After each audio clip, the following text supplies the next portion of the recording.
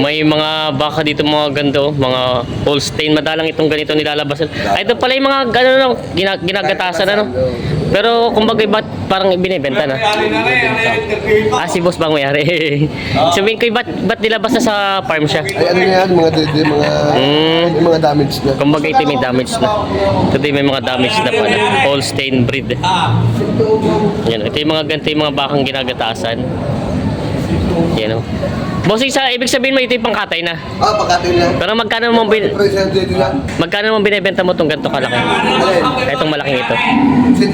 80. Tapos yung itong mga maliliit naman, itong mali. 60 yan. Pangkatay na rin pala ito pa. Kumbaga ito pala yung mga nag-damage na siya ano. Kaya may damage na kayo. Yan. Ito yung 60han daw ito mga maliit na itong dalawa. Tapos yung isa yung 80han.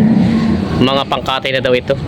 Pero to bossing, mga magulang na din, hindi pa naman. Hindi pa. Mga bata pa ito. Oo, parang bata pa nga eh. Oo, kasi pa rin sila ng dede, kahit tayo, bata pa rin yun. Oo. Kumbaga hindi na rin siya magagatasan ano. Kaya pangkatay na talaga. Kaananan nilo. Yan natin mga Holstein. Kaya nagkato ng mamaga siya. Bata pa yan. Mga Holstein, ito po yung mga ginagata. Saan pang farm to galing? Saan farm galing dito? Ah, sa Ibaan. Ah, sa Ibaan. Madalang tayo makita ng mga Holstein dito ng mga baka. Kalimitan to kasi pinapakinabangan talaga sa gatas eh. Yun, pero ngayon ito yung mga pangkati na daw ito. Dito naman po sa katawan niya, pati yung itsura. Sa mukha niya, mga bata pa. Yung unang pag-anak lang yun. Yung isa? Oo, unang pag-anak pa lang pala. Kaya na nagka-damage na agad siya. Damage lang dede. Kaya binibenta na. Yan, si bossing kanya ito baka, mga baka niya ito no. Yan, binibenta pa rin ito pangkatay. Pagkatin namin. Pero ibig sabihin ko, matanong ko pala, hindi ba iba lasa ng karne ng Holstein? Hindi, masarap nga kami yan. Mas masarap ang karne ng Holstein. Kaya lang mabuto siya, no? Mas malalaking buto. Yun, malalaki lang ang buto. Ano ba yan? Malalaki nga na daw buto nito mga bakang ito. Yan. Mga pambenta pa ni Bossing. Ayan, magandang umaga mga Talongs TV. Nandito tayo ulit tayo ngayon sa Padre Garcia, Batangas Livestock Auction Market. Ngayon pa araw ng Huwebes, August 29, 2024.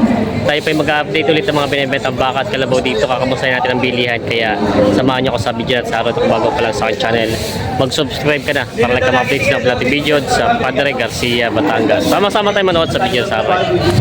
Yan mga Talongs TV, nandito tayo ngayon sa Padre Garcia Livestock Auction Market. Kung mapapansin nyo po, araw pa lang ng Huwebes, marami na po dumating dito mga kalabaw na pambenta. Yan po, at mga kasalukuyan po, nagbababa po yung mga truck na galing Bicol. Yan po mga Talongs TV. Ngayon po ay bago matapos ang Agosto ay tayo mag-update ulit dito, araw ng Huwebes. Yan po, napakarami na, para pong ang parada nila ay araw na ng Biyernes sa mga kalabaw dito. Yan po, napakarami dumating. Ayan na po yung mga biyahero na galing Bicol. Kasalukuyan nagbababa ng mga pangarga nila, mga kalabaw galing Bicol. Yan po. Ngayon po dagsa ang mga kalabaw. Maraming dumating ngayon. Kahit sa Lucena, napakaraming dumating lalong si Garcia. Habang po yung mga mamimili dito. Sila kuya. Kamusta kuya? Saan pa nga po galing kayo? Sa Burias. Burias Island. Ay, dito rin kinakarga na. Sa Burias sila. Sila ano. Ilang oras pa ang biyahe nyo din ng nabot? Mga 8 oras abot? 8 oras pa. Sila po yun. Ito po yung kinakarga nila, mga pangarga. Parang puro kalabaw rin po ang dala nyo ngayon, ano? Mga kalabaw. Yan sila po yun. Yan. Hanapin niya yun na. Budget meal. Mga puro pulang Tagalog. Ano, mga puro pulang Tagalog. Mga Tagalogin na mga baka. Kaya magkano may nahalaga ito baka mo ganito? 45 na pinabukasan. Dalawa na. 45,000 daw ito, dalawa na. Para po babae? Yes, babae. Para sa babae yan po. 45,000 daw ito yung nahalaga niyo, kaya babawasan pa. Mga Tagaloging pinulahang baka. Yung pinipenta pa. Pang litsunin pala ito. Mga ganda naman ang katawan. Pinibenta pa ito. Mga baka sila dito ang pambenta. Naalok. Mga alagain. Ganda ng katawan.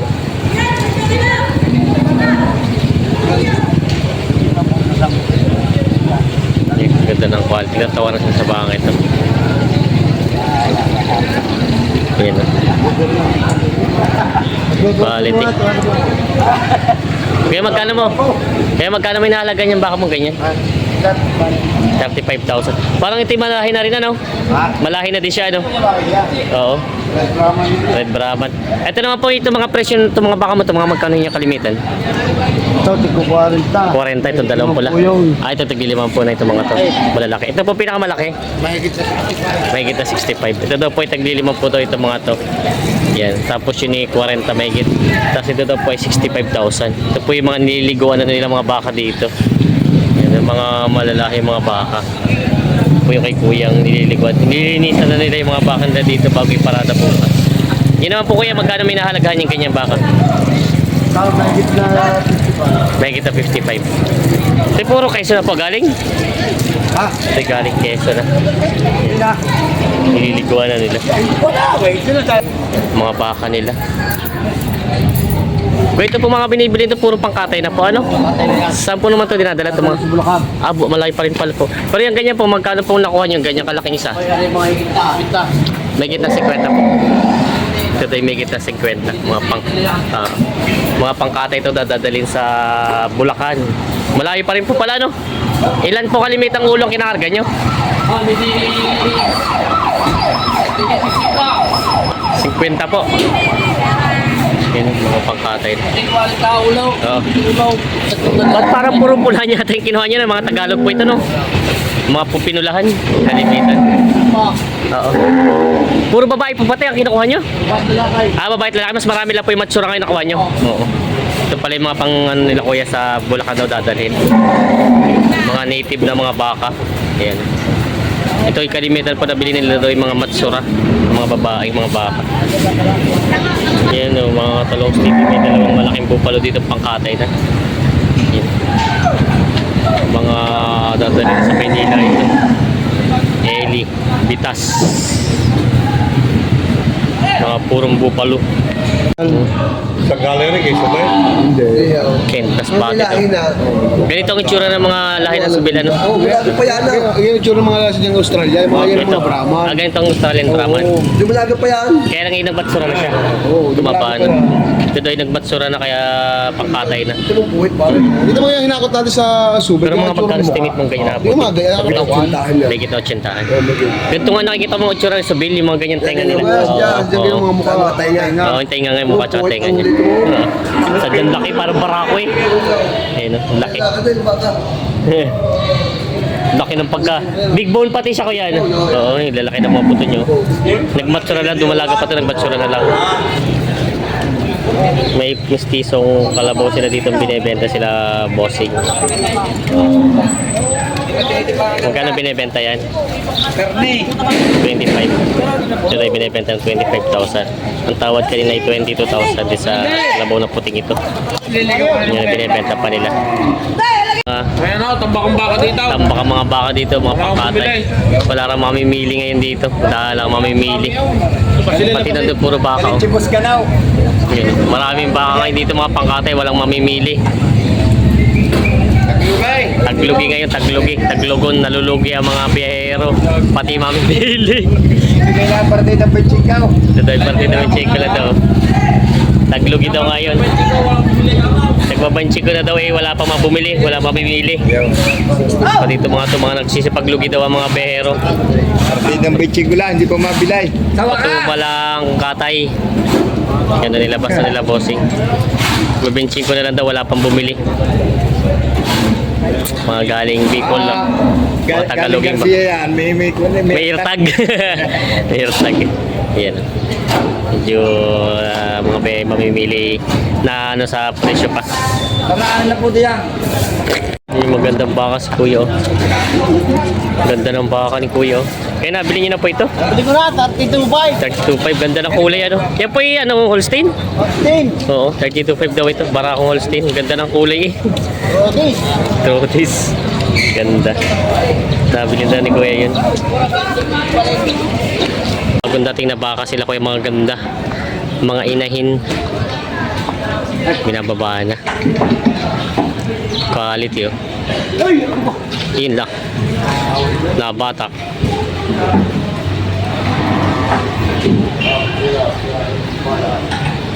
Ganda ng inahin, oh. Makinis siya. Kopya. Mag-inahan pala yun. Mag-inahan pala yun. May anak na kasama. Yan, oh.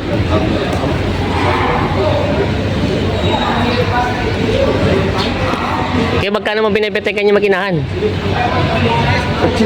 80. Ganda ng anak, oh. Babae po yung anak. Babae, babae. Yan, binababa din mag-inahan yan. 80,000 na daw ito mag-inahan. Ganda ng ano, makikinis yung mga mag-inahan. Yan, binibenta pa ni Kuya yun.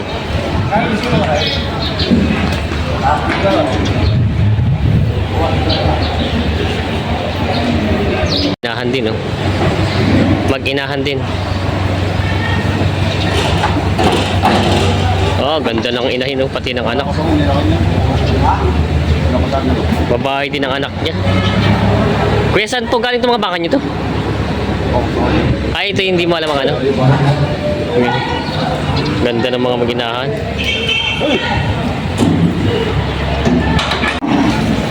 Kuya, ito naman pong malaki-laki ang anak. Magkano? Magkano pa yung malaki ang anak? 90. Ito po yung 90,000. Malaki yung inahin saka malaki yung anak. Paano pala babae ang anak nito? Ito po yung 90,000 itong mag-inahang ito. Maganda yung inahin. Parang bata pa pati siya. Yan. Tapos yung anak niya malaki na rin na ano, yun, bisiro. Yan, mag-inahan. 90,000 daw sa asking price dito sa mag-inahang ito. Binibenta pa. 5 to daw. Ito niya pala. 47.5 Yan. 47.5 daw ito. Nalo kay Bossing. 47.5 nahalagahan. Pero Wala ka na away na gusto ko lang dyan sa pamira.